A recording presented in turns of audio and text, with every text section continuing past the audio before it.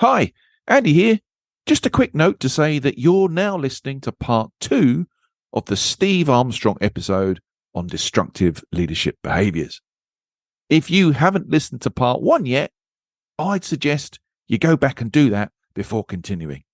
Cheers.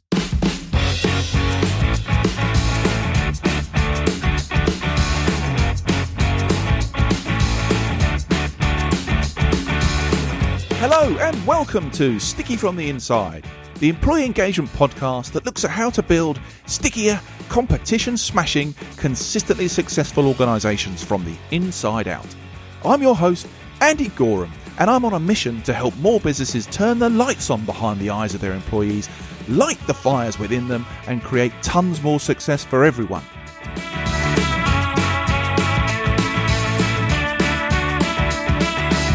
This podcast is for all those who believe that's something worth going after and would like a little help and guidance in achieving that. Each episode, we dive into the topics that can help create what I call stickier businesses. The sort of businesses where people thrive and love to work, and where more customers stay with you and recommend you to others because they love what you do and why you do it. So, if you want to take the tricky out of being sticky, listen on. Hello and welcome back to part 2 of this episode. Last time out, we covered 10 of Steve Armstrong's 15 destructive leadership behaviours. In this episode, Steve continues to take us through the remaining ones, sharing his honest and frank examples of where they have tripped him up during his career, hoping that by sharing his mistakes and what he's learned, others will tread a very different path. So, let's crack on with number 11. I think something I learned is that somebody once told me early doors in my career, when I became a multi-site leader, somebody told me quite early on, and it was one of the most throwaway bits of advice I think I've ever had, but one of the most impactful. And it was no matter how good you are, they don't want you anywhere near them. And I thought, that's right. So I always strived to but I also saw that as a challenge. So I thought, well, I don't want to live like that. I actually want people to look forward to me coming to the business and feeling that, I might be, I'm probably going to have an intense day because he's in, but I'm going to go away feeling much more calibrated, aligned and on the right track and be accurate in my appraisal of where things are at. But I do think that deep down there are a lot of leaders who don't understand the concept of you need to be there when you need it, but not there when you're not. And I think if you're one of those always around bosses, that's a destructive culture that you've got to swerve. I think sometimes you've then got to question, well, why am I always around? Because I think there are a lot of people, I've met people who absolutely fear being alone professionally. They're uncomfortable with that. I'm brilliant at being on my own. I really do sometimes have no problem of not phoning people, not being in meetings, not being present if I'm not needed, because I want to give people that room to breathe, to feel trusted. But I'm always, I think, created of the culture where if stuff's going to hit the fan, that phone rings, I'll be on it. Or if I don't pick it up, that phone will ring them back within a certain period of time. But I think being reliant on groups and being reliant on being surrounded by individuals, I think you've got to just avoid that in a leadership position. Understand that no matter how good you are, people need a break from you. People need a breather from you, and give them that room. Give them that room to just get on with their job. And even when you feel like you're doing the nice stuff, I mean, bosses, when they've dived in the car at 5:00, and they ring you and they say, I'm in the car for the next couple of hours. I thought I'd give you a quick ring. Well, I'm not in the car for the next couple of hours. Thanks. I'm busy. Sometimes people mean well with this sort of stuff. But don't fear being out of the group or out of the team or out of be confident that you can dip in and out, because eventually if you create that always there presence, eventually you don't have a presence at all. You're just furniture. And I still think that in amongst any leadership culture, you as a boss or a leader, you want to have that impact of the boss is here or I'm around here. And I don't mean that in a negative way. You want people to feel like, this is a big day for the business, or, we need to listen here. We need to learn here. We need to sort of focus on our plans and our strategies here, not just, oh, he's in again or she's turned up again. She's always here. Don't know what she does. Don't know what he thinks. Don't know what he does. You see that all the time. And you just think, leave them be. Don't be there if you're not needed, but be right there when you are, and hopefully your routine of, getting to chat to people frequently and, just rely on that. I learned very quickly that I comfortably not speak to people who report to me for a reasonable period of time, because I knew that I trusted them. I think they trusted me, but I wasn't going to go imposing me on my time upon them when, they've obviously got other things to do. If you're a boss worth anything, your people will be busy and focused and engaged because you've done your job. If you're then having to constantly follow them up and mither in with phone calls because you're in the car for the next 2 hours, or, just sort of check in and see how you are type of thing. I mean, people do these with the best of intentions, but again, it feels like wasted time on stuff that's not really going to add huge value. People will always respectfully say, yeah, I'm fine. How's your day been? And then they'll sit on the phone chatting to you for an hour about nothing. You put the phone down and go mither somebody else, and more often they're now an hour behind in whatever it was they were doing, And, you've got to be mindful of that. And there's nothing wrong with a bit of work loneliness when it comes to multi-site or boss leadership. Don't be scared of being alone or out of the loop on stuff. Definitely not. Let's just take a little pause there. Let's just recap where we got to, so everybody sort of follow. So, I mean, I'm trying to keep up. Yeah, I'm trying to remember why I haven't said it. So, I've got number 6, wasting the time on stuff that doesn't matter, living in the past, resenting other successes, avoiding throwing in the towel early, or rather, if it's a destructive behavior, throwing the towel in early, playing the blame game, and the last one we talked about just then, being that always around leader. And I look at some of those and I think, that wasting time on stuff that doesn't matter, that plays back beautifully to me, at least, in everybody being very clear about 2 things. Those common goals we've all got right ahead of us, where the direction is and how I play my part in it. And that second part of how I play my part in it, what's my job and what's expected of me. And actually, do I know what's important, or am I just kind of going through stuff? That's incredibly important. And when you start to talk about playing the blame game, or leaders particularly playing that blame game, sometimes people need to remember that leadership is a proper privilege, and with it comes actually some wonderful things. All the people stuff is brilliant when you get it right. There are perks associated with it. You get to do some amazing things and work with some amazing people, but with it comes different responsibilities. If things go well, it'll be your team that get all the praise. If things hit the fan, you're going to have to fess it up. You're going to have to front it up. That's just part and parcel of it.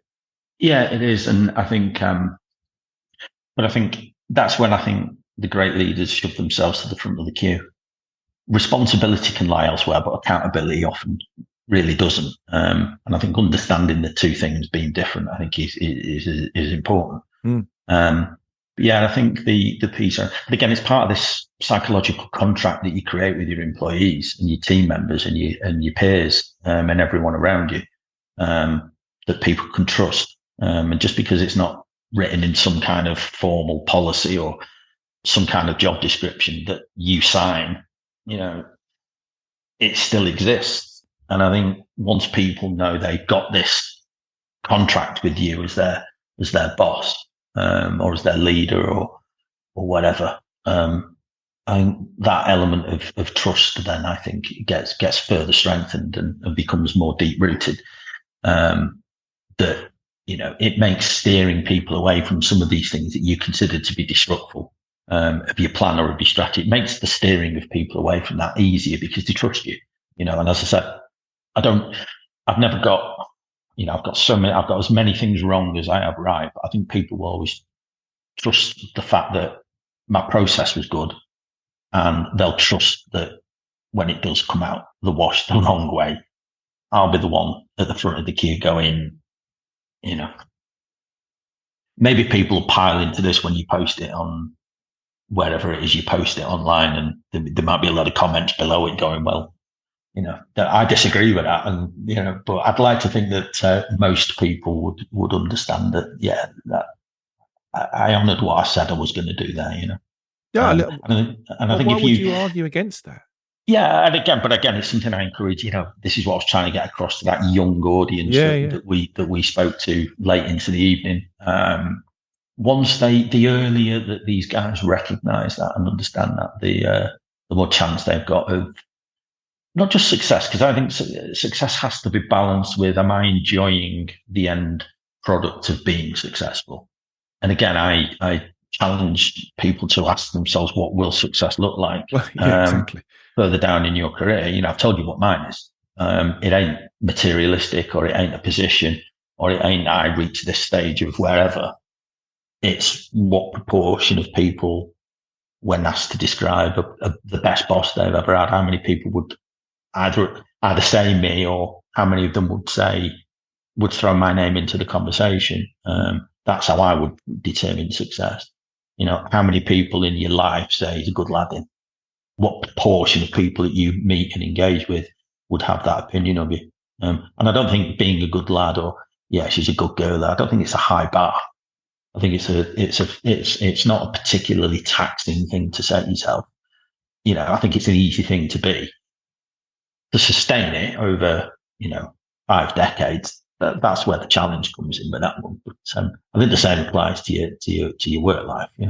Yeah, look, 100%. I think if you can get to combine being perceived like that and somebody recognizing that you helped them achieve more than they thought they could achieve, I mean, that's a heady combination for me.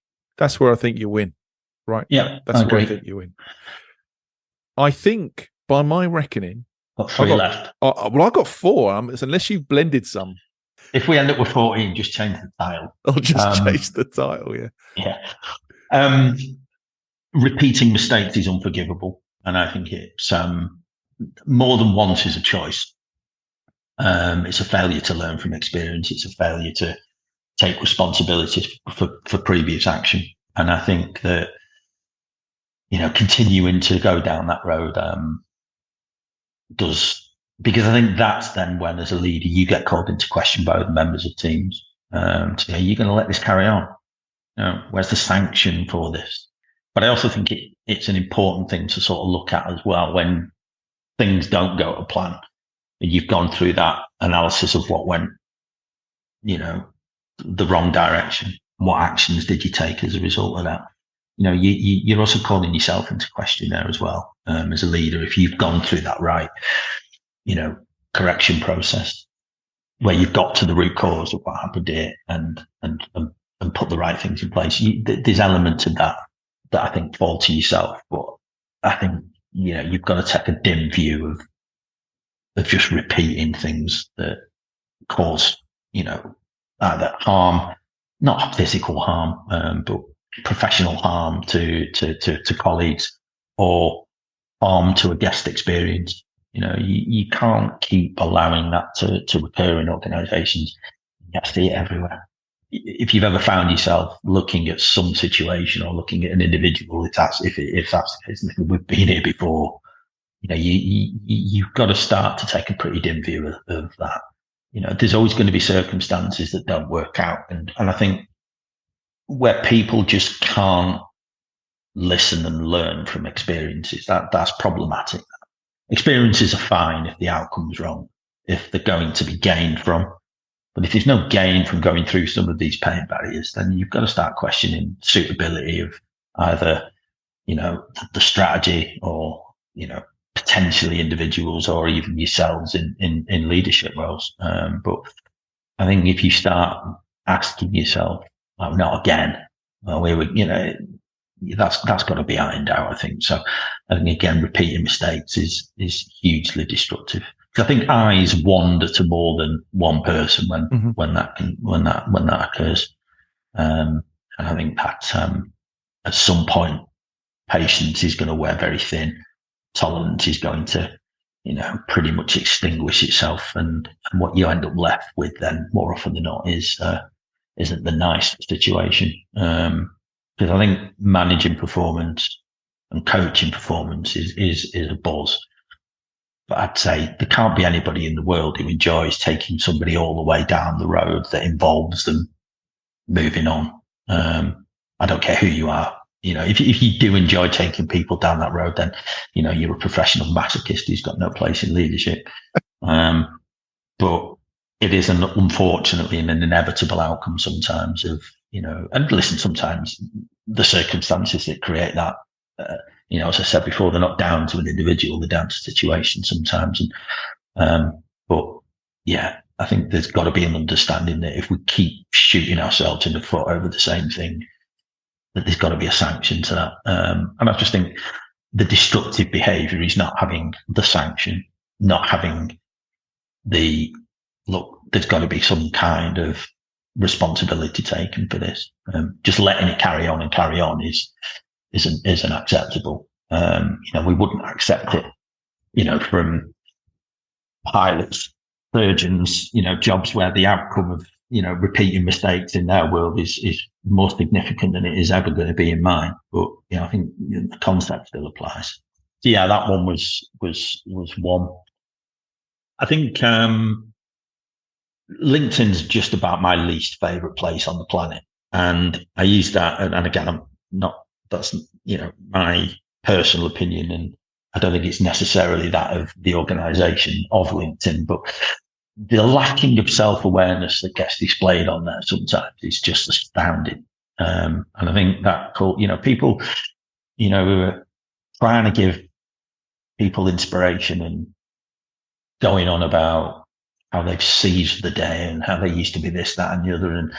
But they're sat there either in the first class cabin on the train, or they've got the Ferrari steering wheel very visible, or the Rolex watch on display. And you just think, read the room, man.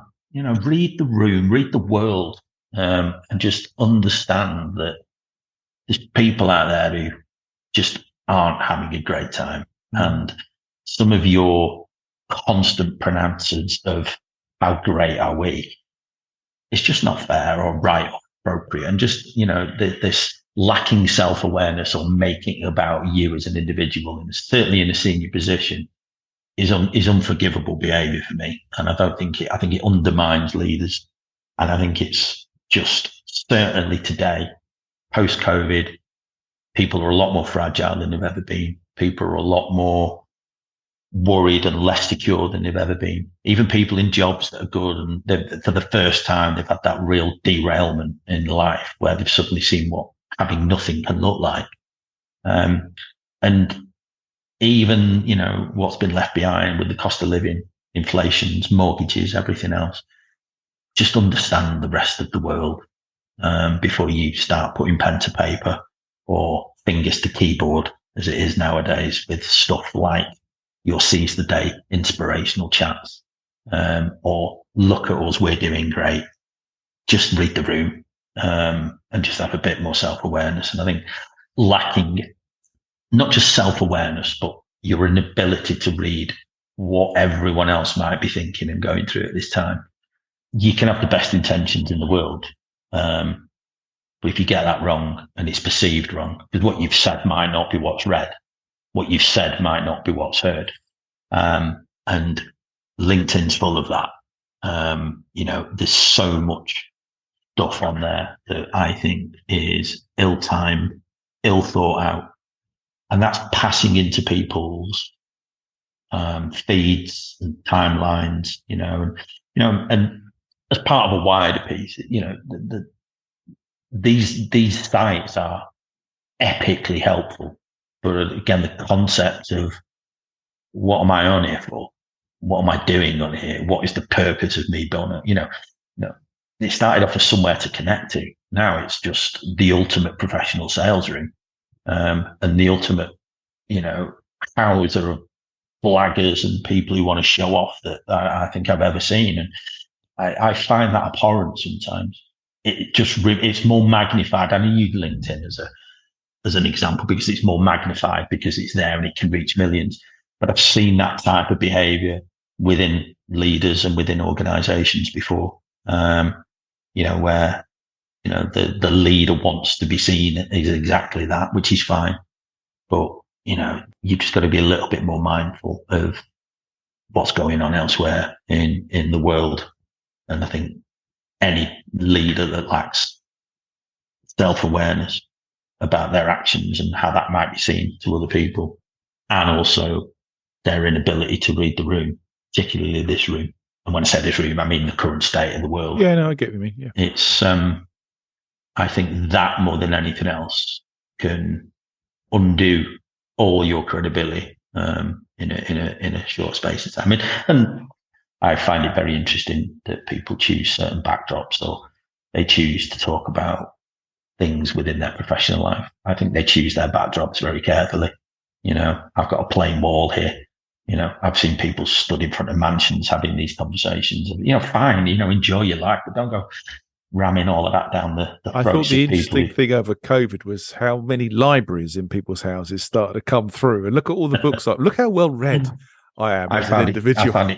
It was always very funny that when people clearly hadn't done I just need to check what's on the shelf here before the camera starts. All my Jilly Coopers would be on plain view for everybody, mate. That's the reality of the situation. I don't think I did any. My position at home is there's no visible bookcase.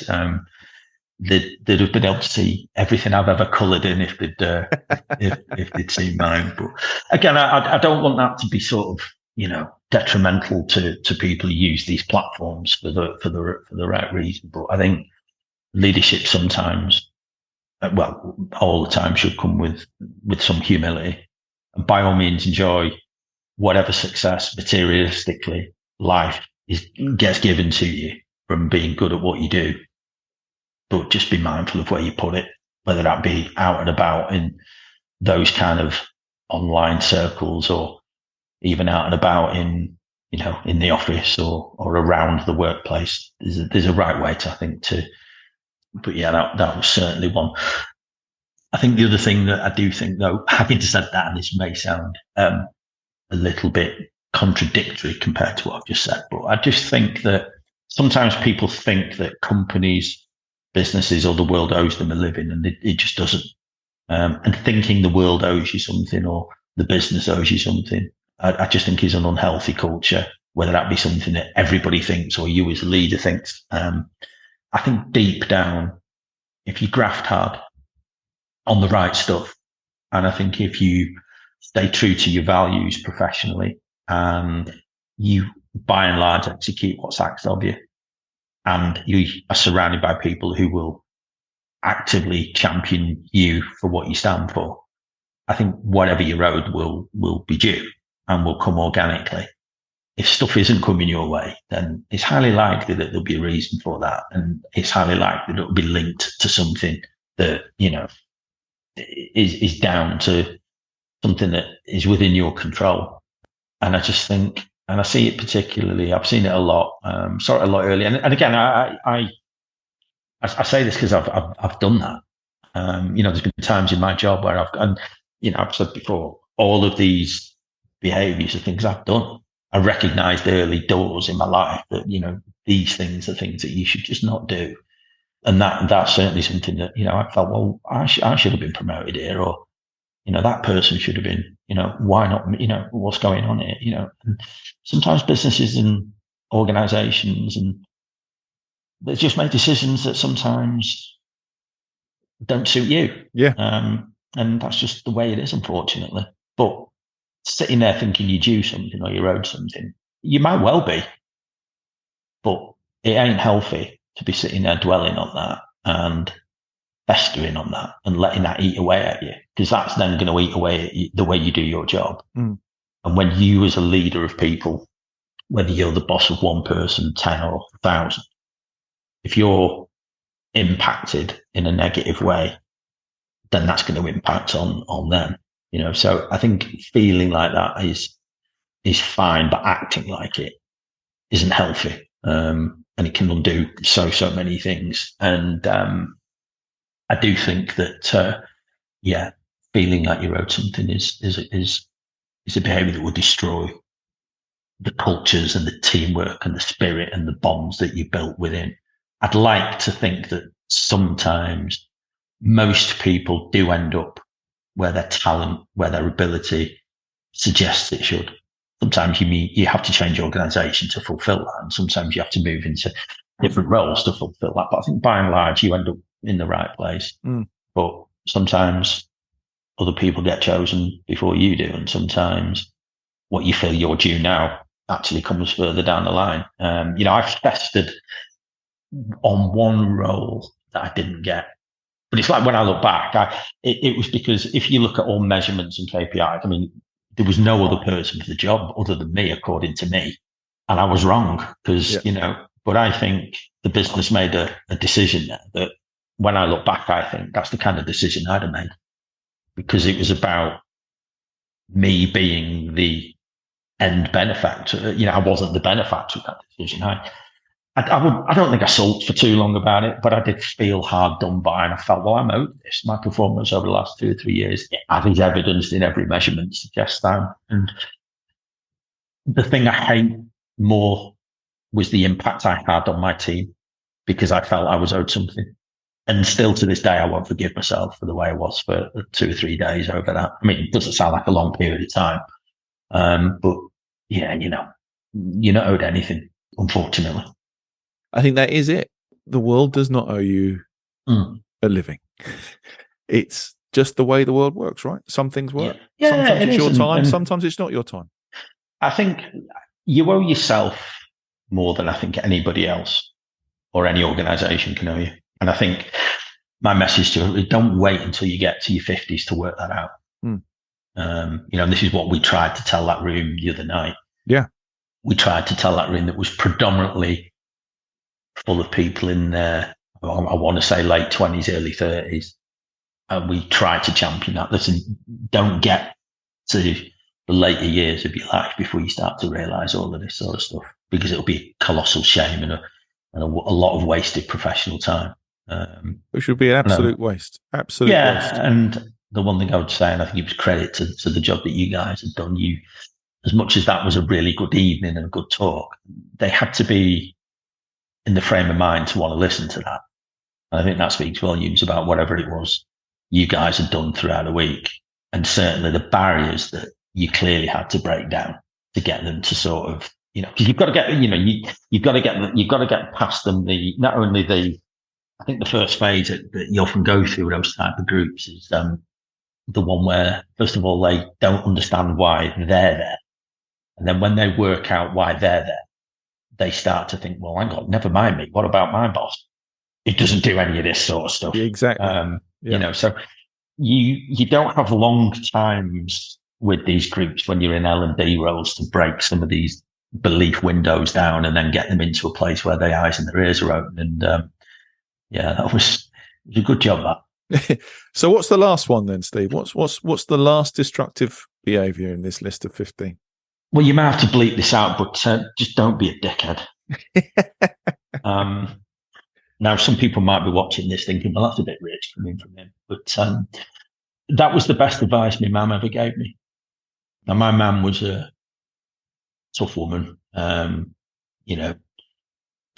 make it through her 60s, sadly, but she didn't suffer fools. She had very simple outcomes on life, typical North Manchester 70s mother, hard as nails, loved to drink, loved to cig, and had a fairly, straightforward life. But the one thing that she always said to us was just, there's a way to be certain things, and just don't be one. And the more I thought about that, the more I found myself telling people that. Just don't be, whatever people's, offensive word of choice is. I mean, feel free to insert it there, but, I've used a polite one for the purpose of this podcast. But, you bringing it back to this is a good lad in conversation. But I think there's a lot of people who I think can name people in their professional life who may have been very good at what they did, who may have been very, very talented, who may have achieved great deals, but deep down at heart, they were just a bit of a tool. And for me, where do you want to be in life? Do you want that success criteria to be that you've done this, that, and the other? Or, do you want credibility from people who, have said, yeah, good lad in. And, that was my mum's simplest advice to me and our kid. She never gave us any other bit of advice in life. She just said, don't be a dick. And look what path it set you on, my friend. I should add that, it didn't stop us from being one. But what it did do was, and I think again with all these behaviours, the important thing isn't not doing them, it's recognising when you are doing them. Yeah. And having the chance to just stop and go away from going down that route or changing the direction that you're going in. I think when you're a leader, you can sense them coming both from yourself and from other people. A lot of people sometimes aren't aware that, through experience that this is how they're going about their life. And this is about how they're going about being part of a team or being part of leading a team. So, but I just think, bring it back to that, an organizational psychologist who I met only a couple of years ago, in fact, less than a couple of years ago, fantastic woman. She just said, it's not hard to get on the right side of people. You just have to demonstrate warmth and competence. And the more I thought about that, I thought, God, it sounds easy, but, it's probably a lot more complex, certainly the competence part. But I think if people can ask the question, what's that new fella like? And if they can say, well, he seems a good lad, or she seems sound, and they know the stuff. You're on a good platform there for a start. And then once people get that reputation associated with you, and then they can then start to also add the values of the experience from being in your professional company or even your personal company, if that's how you play these things. People will often then, I think, build a level of trust and respect for you that lives for a very, very long period of time. And I think then that gives you the right to be able to influence people, to be an inspiration to people, and to be able to credibly say that you honored that psychological contract that you sort of subconsciously build with people who are given you as their leader.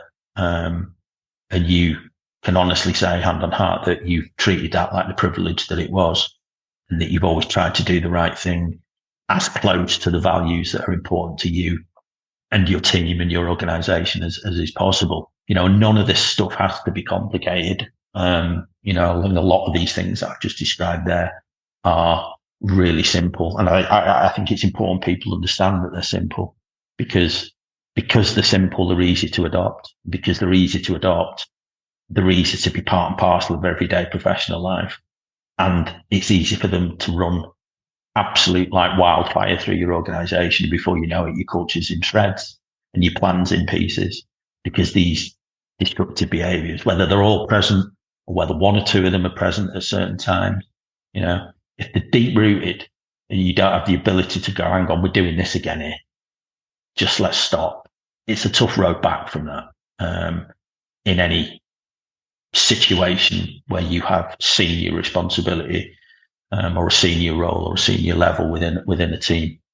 And I think again, you don't have to do complicated things wrong to have the most destructive impact on your organization. It's sometimes these very, very, very basic things that people just don't realize are there. They're almost like silent assassins within your makeup, and recognizing them, seeing them in yourself and seeing them appearing in others is just something that, you have a choice here. You have a chance to sort of put some of these out. And I'm very proud of the fact that there are a number of colleagues who I see now actively wording some of these things.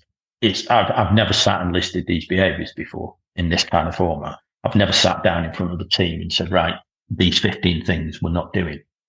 I've just seen them come in. And when I've seen them come in, I've steered people away from them because, as I said before, your job as a leader is you're in a position of elevation. Now, if you take the term, I'm in an elevated position, that means you can look and see more. You can see further ahead than other people can. And when you've got that vision, your duty is to steer people the right way. And if you see things that are coming that you think are going to be obstructive or destructive, then only you can stop that from happening. And I think that's right. And I think this list is a good little checklist for people to kind of look out for. Now, I normally have this part in the show. And by the way, this episode has challenged a lot of things. It's for the first time ever that there won't be any sticky notes because we've had 15 sticky notes. So in a complete break with tradition, in that sort of summarizing area of the show that is called sticky notes, we're just going to recap the 15 destructive behaviors, right? And they're the things that are going to go on the Instagram channel. So with your pens and papers ready. You're going to have to use a couple of asterisks. It'll be raw as intended. I was going to say, that's not even a swear word in Manchester. Look, as I said, if one person sits and does some reflecting and has a look inwardly at themselves or their team, I think what was really interesting, what I think surprised me about that conversation we had was because it was, I think by the time we sat down, they'd obviously been in the room all day. They'd then gone to the bar and had a couple of drinks. They then had some food. And then at 8 p.m., 8:30 p.m., they then get camped back in this room in front of a complete stranger for an hour and a half or an hour and 20 minutes or whatever it was. I mean, as graveyard shifts go, both for them and for me, it's up there, isn't it? But I think I was taken aback by their level of recognition of, hang on, kind of, and obviously when you then start having the side conversations in the bar afterwards again, into what got quite late, I was quite taken aback by the way that this was taken on board and received. And, and as I said, because one of them, when you champion something that you take simple advice, maybe it isn't simple advice at all. Maybe it's more complex than I give it credit for. But certainly, I was taken aback by the impact of that. Maybe it is something that perhaps is something that those starting out on their leadership journey or starting to get to that point where they've reached. There was another point in my career where I felt I've reached a level here where I'm now more senior than my talent. And, I got to that point, I thought I've got to start just how do I get better at what I do here, and I think, I think certainly in today's age where certainly the inability to retain managers and retain talent, really great talent, and high turnover, it does seem as if more young people are reaching more senior positions than ever before. So, it was an interesting chat that, and listen, good luck to them. And as I said, if there's a couple of people out there who've listened to this and thought, I'm going to look at that, or I'm going to try and see whether that's stuff that goes on either within what I do or what my team does or within the business, then good on them. So let's just recap the 15 behaviors that we've covered today then, my friend, right? So we've had feeling sorry for yourself, being controlled by others, being resistant to change, avoiding risk, offering false kindness, wasting time on stuff that doesn't matter, living in the past, resenting other people's successes, throwing in the towel too early, playing the blame game, being one of those always around leaders, repeating mistakes, lacking self-awareness, thinking the world owes you something, and being a dickhead. Right. The 15 destructive behaviours. Marvellous. Yeah, Marvellous. I mean, you could argue that maybe the previous 14 almost qualify you to be in the 15th, but yeah, I think it's. I think again, the important thing is my main sticky note will be recognizing when they're there is the key thing. We will always do these things. It's human nature, but it's how long have I done this before, and am I aware of And I think the thing I would champion again as another. I've seen so many good plans and good ideas and good strategies brought down by these things being evident within businesses. And my approach today and for the rest of my working life is always going to be that building a great strategy, defining the culture where this strategy needs to be embedded into, and then just helping people to avoid these behaviors that stop them from being the best version of themselves that they can be isn't a bad place to get people to. And again, if you create those sort of 3 buckets and just say, right, what are we doing A, B, C? I don't think people are going to go very far wrong. And if you do go wrong, I say this all the time, you won't go wrong for long, because I think if you're aware of your journey, you can retrace your steps back to where you did go that wrong direction and pick up from there. I think if you get to a place where you think, no idea how we got here, it's a very difficult way to be able to appreciate, well, how did we get here? What happened? And, I think, if people can avoid doing that, the better. And listen, a lot of these things as well they're also not just conducive to success, but they're conducive to what I think is the most important aspect of going to work, which is feeling like you are enjoying what you do. And I've said it to people all the time in teams. I don't think employees or colleagues, members of your team, I don't think they're asking themselves too many questions about their job. I think they're asking themselves, can I do this? Am I enjoying doing this? And do I feel valued whilst I'm doing this? And I think if the answer to those 3 things is yes, I think by and large, you're in a position to be able to retain that team. I think if the answer to some of those things is no, I would put good money as an informed gambler. When you go back to the root cause, some of those things that we've just listed will somewhere be showing their ugly face. I don't disagree with you, my friend. I don't disagree with you. Listen, Steve, it has been fabulous talking to you. Thank you so much for coming on. I really appreciate it. And I feel sure that somewhere in that 15, people are going to be sitting here listening and going, yeah, I recognise some of that behaviour and I need to do something about it, mate. Well, I'm going out with my brother all day tomorrow, and I've got a feeling behaviour number 15 may be surfacing. But no, listen. Anytime someone asks you to share your experiences, it's a privilege, and I appreciate you thinking that I can add value to this and to the guys and girls who subscribe and listen to it. And more than happy if people want to, get in touch with us on LinkedIn if I've not been banned, or via yourself. Feel free. More than happy to. As I said, I don't care whether I've ever met you before or whether or not. If people want to chat or some advice, get in touch. I'll stick it all in the show notes, my friend. Steve, I know I'll speak to you again soon, so you take care, my friend, but thanks so much for coming on. Pleasure, mate. Take care. Cheers. Okay, everyone, that was Steve Armstrong. And if you'd like to find out a bit more about him or any of the things we've talked about today, please check out the show notes. So, that concludes today's episode. I hope you've enjoyed it, found it interesting, and heard something maybe that will help you become a stickier, more successful business from the inside going forwards. If you have, please like, comment and subscribe. It really helps. I'm Andy Gorham, and you've been listening to the Sticky from the Inside podcast. Until next time, thanks for listening.